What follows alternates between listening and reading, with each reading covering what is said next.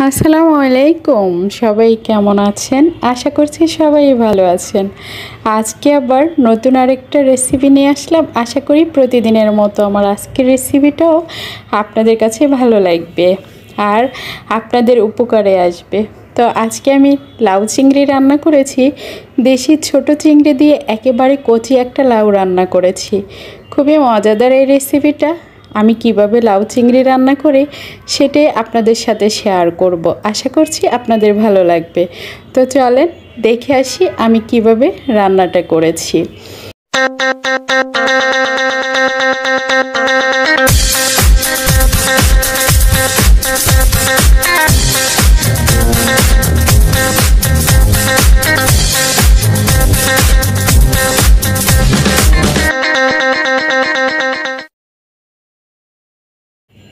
তো আমি এখানে খুবই কচি একটা লাউ নিয়েছি, একেবারে ছোট কচি, একদম কচি একটা লাউ।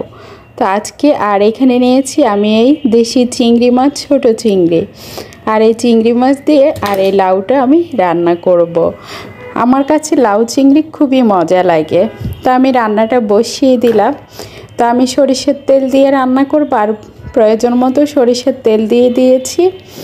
আর সরিষার তেল দিয়ে আমি এখানে পেঁয়াজ কুচি দিয়ে দিয়েছি। সরিষার তেলটা একটু ভালো করে গরম করে নিলে সরিষার তেলের একটা গ্রান থাকে, সেটা চলে যায়। তো পেঁয়াজগুলোকে লালচে করে ভেজে নিয়েছি। পেঁয়াজগুলো লালচে করে ভেজে নিয়ে এখানে আমি কিছু মশলা ব্যবহার করব। তো প্রথমেই দিয়ে দিচ্ছি এখানে রসুন বাটা, 1 চামচ রসুন বাটা দিয়ে দিয়েছি।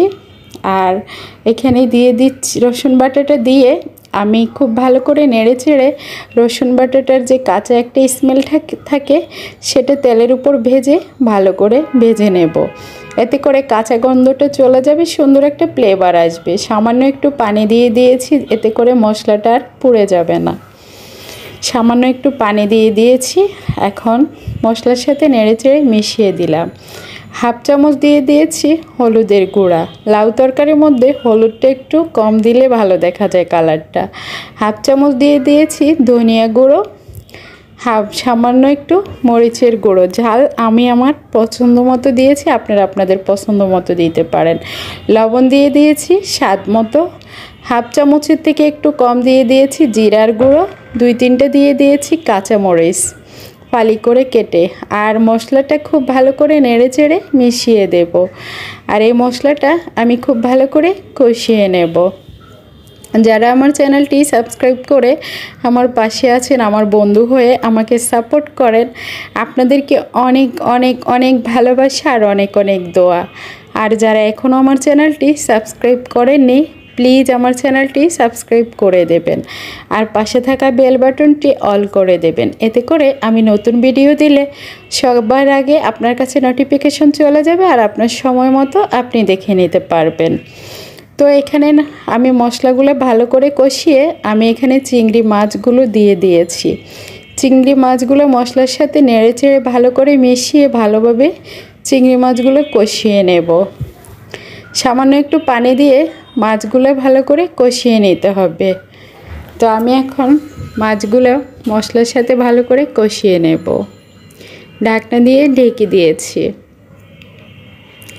তো আমার মশলাটা ভালো করে কষানো হয়ে গেছে, দেখতে পাচ্ছেন তেল উপরে ভেসে উঠেছে। এই পর্যায়ে আমার মশলাটা খুব ভালো করে কষানো হয়ে গেছে। এখন আমি এখানে লাউগুলো দিয়ে দেব। আমি একবারেই ভাগার দিয়ে বসিয়ে দিয়েছি, এক্সট্রা করে আমি এখানে ভাগার দেব না। আপনারা যদি কেউ চান তাহলে এক্সট্রা করে ভাগার দিতে পারেন। আমার একটু অ্যাসিডিটির প্রবলেম আছে বিদায় আমি এক্সট্রা ভাগার দেব না।